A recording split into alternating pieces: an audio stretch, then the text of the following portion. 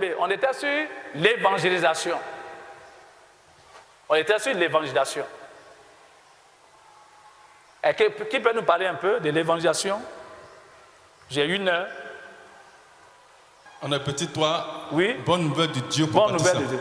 On a fini. On n'a pas fini. On a fini ça. On a fini. Maintenant, vous marquez petit 4. Mais avant de marquer petit 4, on a dit quoi? On a dit, le terme c'est l'évangélisation. Et petit 1, l'introduction. Hein? C'est ça, non? L'introduction d'abord. Petit 1, pardon. Petit 1, qu'est-ce que c'est l'évangile? Hein? L'évangile, c'est quoi? Allons-y vite, vite. Si tu connais, tu n'as pas besoin de lire. L'évangile, c'est quoi? Il faut avoir ça dans ton esprit. L'évangile, c'est quoi? Oui. La bonne nouvelle. La bonne nouvelle, ça vient de qui? Ça vient de Dieu. Pourquoi ça vient de Dieu? Parce que Dieu est bon. Donc, ce qui sort de Dieu est toujours bon. Maintenant, petit 4, c'est ça, non? Bonne nouvelle, limpide et précise. Astérisque, la bonne nouvelle venant d'un Dieu, amour, adressé à un monde perdu et corrompu, véhicule un message clair. Astérisque encore, hein? Maintenant, mais petit 1, Dieu aime le monde entier, tous les pécheurs.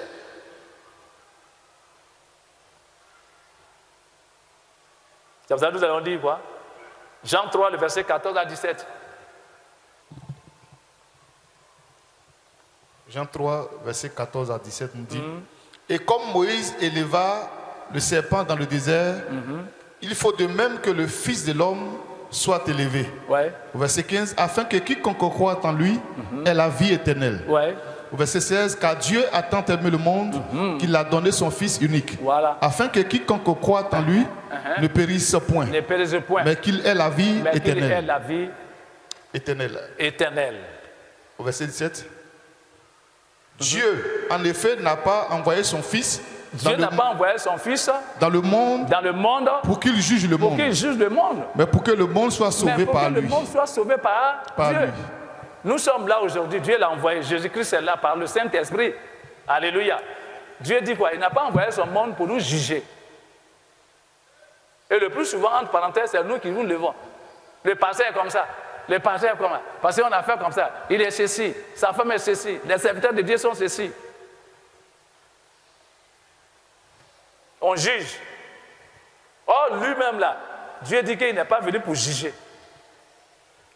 Si toi tu juges là, alléluia, tu prends la place de Dieu, alléluia, tu as pris la place de Dieu pour juger les gens.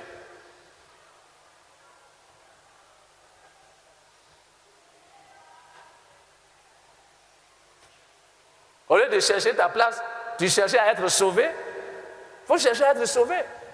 Ne prends pas la place des anges qui vont nous juger.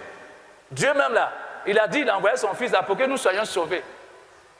Tu as demandé pardon à Dieu pour que tu puisses devenir ce que tu dois devenir. Il n'a pas dit qu'il faut juger. Cherche à être sauvé. Dieu a tant aimé le monde qu'il a donné son Fils unique. Son Fils unique. Et quiconque croit en lui soit sauvé. Il faut chercher à croire. Croire au Seigneur, c'est pratiquer sa parole. Quand on pratique, on cherche à pratiquer la parole de Dieu, on ne regarde pas de gauche à droite. On ne regarde pas pourquoi lui a fait ça, lui il n'a pas fait ça. Ce n'est pas ça qui nous intéresse. Mais ce qui nous intéresse, c'est de suivre la voie de Dieu, d'obéir la voie de Dieu, d'obéir à tout ce que Dieu nous dit, pour que nous puissions être sauvés. Petit 2, astérisque petit 2, Dieu pour au moyen adéquat pour le pardon de nos péchés. On va lire 1 Jean 1, le verset 8 à 9. Et l'autre va préparer aussi Psaume 103, le verset 3 à 4. 1 Jean 1, verset 8 à 9 nous dit, si nous disons que nous n'avons pas de péché, Si nous disons que nous n'avons pas de péché, nous nous séduisons nous nous-mêmes. nous séduisons nous-mêmes Et la vérité n'est point et la en nous. vérité n'est point en nous. Si nous confessons nos Si péchés, nous confessons nos péchés, il est fidèle, il est fidèle et juste, pour pour nous les nous pardonner les pardonner et pour nous purifier, et pour nous purifier de toute iniquité. de toute iniquité. Il est toujours prêt. C'est ça. Mais le pardon qu'on demande là, il faut que ça soit un vrai pardon, un pardon sincère. Ça veut dire quoi? Je quitte maintenant ce que je faisais pour prendre véritablement la route du Seigneur. Je ne vais plus faire ça là. Psaume 103, le verset 3, le 3 à 4. Alléluia. Psaume 103, 3 à 4, il est écrit, c'est lui qui pardonne toutes C'est tes lui qui iniquités, pardonne toutes tes iniquités. qui guérit toutes tes maladies. Voilà. C'est le seul Dieu là qui pardonne toutes nos iniquités. Nos iniquités. Nos iniquités, c'est les péchés. Il est capable de pardonner. C'est lui à qui Dieu a donné le pouvoir de pardonner nos péchés. Personne ne peut pardonner tes péchés. Si je veux prier pour toi, pour que tes péchés soient pardonnés, je dois dire, Seigneur, aie pitié de la personne, aie pitié de cette personne, afin que tu pardonnes ses péchés et que ton sang lave les péchés de telle personne. Mais si je ne connais pas ses péchés, qu'est-ce que je vais dire? Seigneur, il faut pardonner ses péchés. Il va dire, mais c'est quel péché? C'est pour ça que David s'est levé. Il dit, je reconnais mes péchés. Mes péchés sont devant moi. Chaque jour que Dieu fait, mes péchés sont devant moi. Donc, pour demander pardon au Seigneur, il faut indexer tes péchés. Il faut montrer tes péchés. Il faut dire que voici mon péché. Il faut désigner ton péché. Il faut avoir le courage. Quand tu le dis là, c'est d'une manière sincère. Il faut quitter dedans complètement. Pour ne plus que tu parles de ça. Mais si c'est le même péché, j'ai péché, j'ai fait ceci, demain encore, j'ai péché, j'ai fait ceci, après-demain encore, j'ai péché, j'ai fait ceci. Lui, il ne te regarde pas, il te prend comme qui? Il te prend comme qui? Dieu te prend comme qui? Ah, vous ne savez pas. Comme quoi? Comme quoi? Il ne te prend plus comme pécheur, hein, mais tu es toi-même péché même. Tu t'appelles péché. Donc il y a des gens qui sont au milieu de nous là, on les appelle péché. Ils ne veulent pas changer. Avec Dieu, on change. Lorsque tu veux changer, tu te prends comme un pécheur. Mais lorsque tu ne veux pas changer, tu as le péché. Tu es un danger. Astérix, le sacrifice de Jésus pourvu par Dieu fait de nous de nouvelles créatures. Alléluia. Alléluia. Quelqu'un n'a qu'à lire 2 Corinthiens 5, le verset 17. Et l'autre n'a qu'à lire Ésaïe 1, le verset 18. 2 Corinthiens 5, le verset 17. 2 Corinthiens 5, 17 nous dit, si quelqu'un Si est, quelqu'un est en Christ, il est une nouvelle créature. il est une nouvelle créature. Les choses anciennes sont passées. Les choses anciennes sont passées. Voici. Toutes choses sont devenues Toutes nouvelles. choses sont devenues nouvelles. Vous voyez? Alléluia. C'est un moyen. C'est le sacrifice de Jésus pourvu par Dieu. C'est-à-dire Dieu est passé par ce moyen-là en donnant son Fils. Alléluia. Pour que nous, aujourd'hui, on puisse devenir une nouvelle créature. C'est-à-dire les choses anciennes sont passées. Ce que tu as fait avant, tu as volé, tu as trompé le mari des gens, tu voles l'argent de ton mari, tu voles l'argent de tes frères et de tes soeurs, tu voles au marché. Quand tu vas au marché là, tu as ton panier, 3 femmes, tu as ton panier. Et puis quand on dit, tu dis, mais est-ce que magie là c'est bon? Tu dis non, attends, je vais voir. Au moment où elle va te courir, tu mets ça dans ton panier. Alléluia. Alléluia. Tu vas de l'autre côté là-bas. Tu dis, main là. Mais comment? Envoie-moi une chose, ça là. La femme, tu prends gros, tu mets dedans. Hein? Et puis elle vient, tu fais comment tu n'as rien fait. Alléluia. Alléluia. Alléluia. Gloire à Jésus. Et tu fais le tour du marché. Au moment où midi va arriver, c'est toi qui as beaucoup de bagages. Femme, il faut quitter dedans. Tout ce qui est passé est passé. J'étais adultère avant, maintenant je ne suis plus adultère. J'étais menteur avant, Seigneur, j'ai menti. Moi-même, j'ai menti avant. C'est vrai, mais à partir de maintenant, là, j'ai cessé de mentir. J'étais coléré avant. Mais maintenant, là, je ne suis plus coléré. J'ai pris la décision de ne plus être coléré. C'est comme ça. Et on devient une nouvelle créature. Et puis on avance. Il y a des gens aujourd'hui, là, je leur dis, oh, quitte là-bas. Je tape, je dis, oh. Vous-même, là, comme vous n'avez pas délivré, vous allez dire, ah, ce que papa a fait là, c'est pas bon. Hein. C'est pas vrai. C'est pas vrai. Parce que vous n'êtes pas délivré. Si vous étiez délivré en ce moment-là, vous allez dire, ah, c'est l'homme de Dieu, il sait ce qu'il fait. Je dis, en tout cas, c'est normal. Parce que lui, c'est son fils, non? Il sait comment il va faire. Mais comme vous n'êtes pas délivré, ceux qui ne sont pas délivrés vont prendre ça en mal. Or, la Bible a dit quoi? Hein? Romains combien? 28. Qui va trouver le chapitre? Romains? Elle dit quoi? Toutes choses au concours, il faut compléter. Ce n'est pas concours qu'on passe à la gendarmerie. Tout ce qui t'arrive là, c'est bien. Pour ceux qui aiment le Seigneur, prenez ça en bon. Étant dans le Seigneur, ne dis jamais que ça là c'est mauvais. Toi, tu es en train de suivre le Seigneur. Tout ce qu'ils vont te dire, ils vont faire contre toi. Bénis le nom du Seigneur.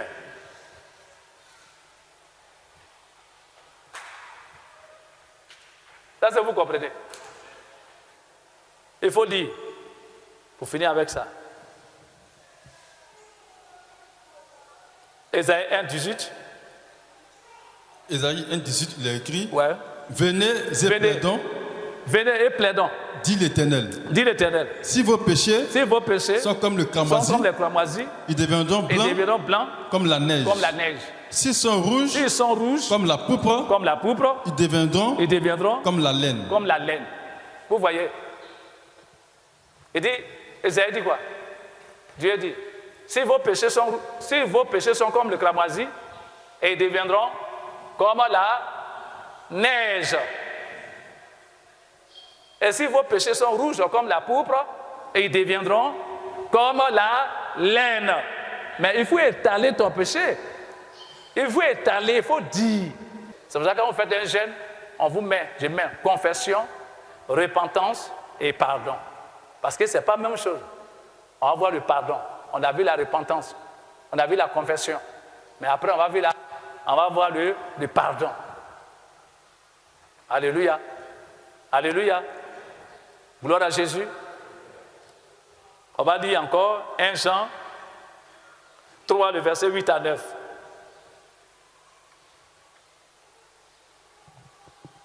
Jean 3, le verset 8 à 9 nous dit, celui qui pêche est du diable. Car le diable pêche dès le commencement. Est-ce que vous l'avez compris? Je crois qu'on va finir dimanche et le vendredi. Parce que ça, c'est très important. Celui qui commet le péché, c'est un sorcier. Parce que nous, maintenant, on connaît ce que c'est que le péché. Le péché, c'est quoi? C'est l'acte que nous posons, que Dieu n'aime pas. Ce que Dieu n'aime pas là, c'est ça qu'on appelle péché. Mais pour savoir ce que Dieu n'aime pas là, il faut rentrer dans son intimité. Il faut chercher à connaître sa parole pour marcher d'une manière digne de la vie de Dieu. Il a dit, le péché, c'est la transgression de la loi. Or, la loi, c'est l'ordonnance de Dieu. La loi, c'est la parole de Dieu. Quand tu transgresses la loi, tu transgresses la parole de Dieu, tu vas contre Dieu lui-même.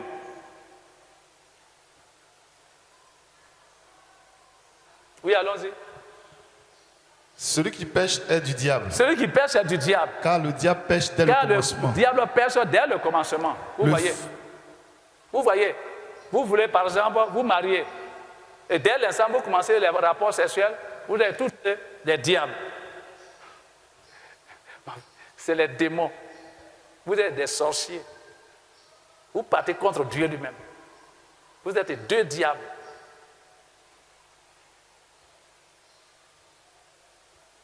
Vous êtes deux malheurs.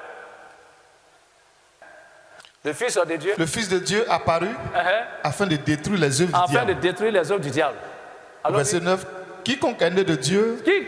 Quiconque est né de Dieu. Ne pratique pas le péché. Ne pratique pas le péché. Parce que la sémence de Dieu demeure en lui. Voilà, bien aimé. C'est ça le problème. Et il ne peut pécher parce qu'il est né de Dieu. Il ne peut pécher parce qu'il est né de Dieu. Être né de Dieu, ça veut dire que la semence est dans la vie de chacun de nous.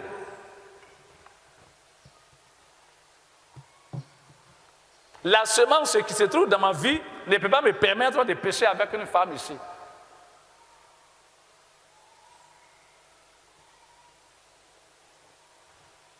La semence aussi qui est dans ta vie aussi, ça ne peut pas te permettre à ce que tu aies des pensées démoniaques sataniques.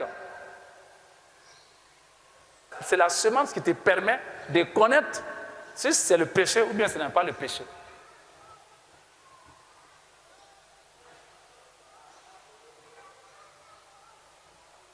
Alléluia.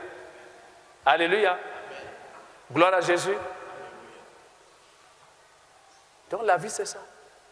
Quand vous comprenez là, vous serez éloigné de ce qui est du diable, de ce qui appartient au diable. Quelqu'un là, il t'insulte matin, midi et soir, il faut le laisser. Je vais vous donner un exemple ici. Bien aimé, si c'est ton mari là, il faut le laisser. Il va être paralysé un jour. Et tant qu'il n'a pas encore confessé là, il est toujours déjà. Mais toi, tu joues le rôle de la femme.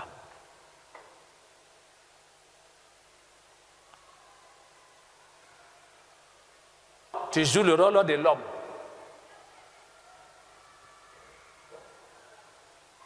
La femme n'a qu'à faire ce qu'elle veut. Chaque chose en son temps. Il y a un temps pour toutes choses. Alléluia. Alléluia. Est-ce que vous comprenez? Donc, la pratique du péché fait de toi un enfant du diable.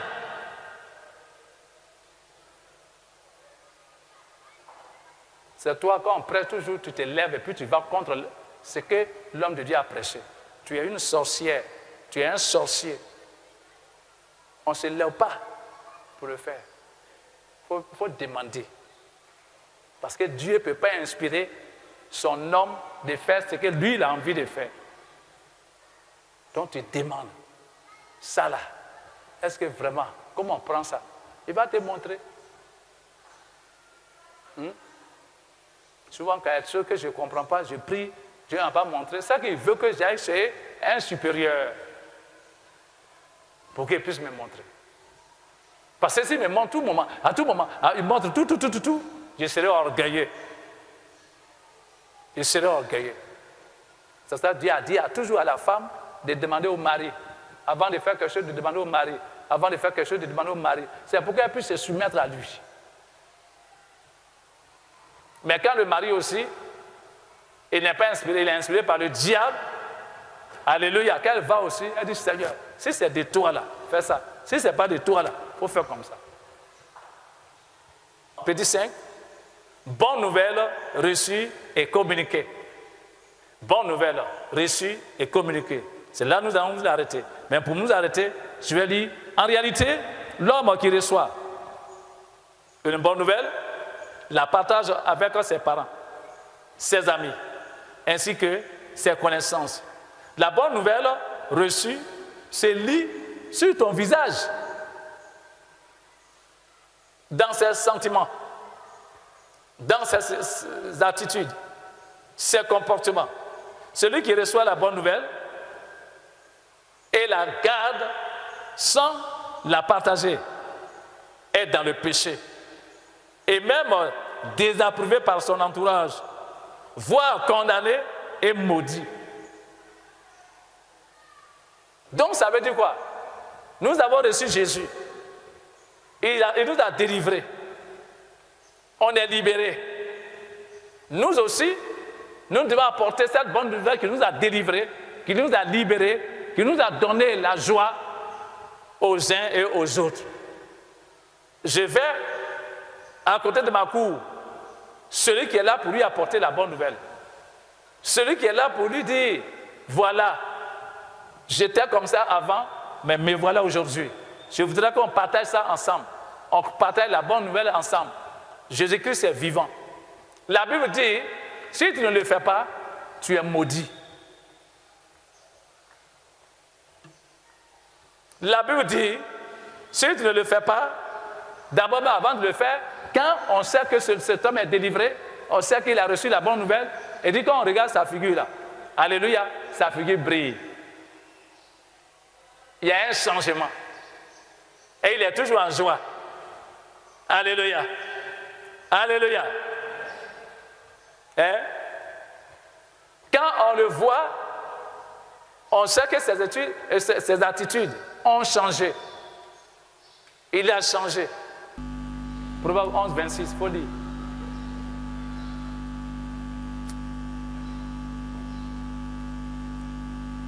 Proverbe 11, 26.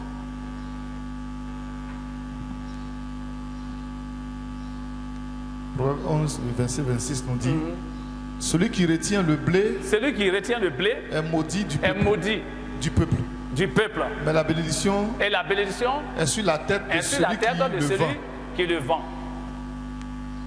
C'est ça. Quand tu n'évangélises pas là, c'est une malédiction. Toi tu as reçu, les autres n'ont pas reçu, et ils sont là, tu ne leur apportes pas la parole. Tu es dans le péché. Et celui qui est dans le péché, il ne peut jamais être exaucé par Dieu. C'est la souffrance. C'est la souffrance. C'est la souffrance. Je voulais te bénir, tant de Père, pour ta parole, afin que ça touche chacun de nous. Merci pour tout ce que tu fais. Béni sois-tu notre Dieu, au nom de Jésus. Merci parce que ce que nous avons, nous donnons. Et pour que tu puisses les multiplier. Et que la gloire revienne à toi seul. Merci pour ta parole. Merci pour ta parole. Merci pour ta parole. Au nom de Jésus.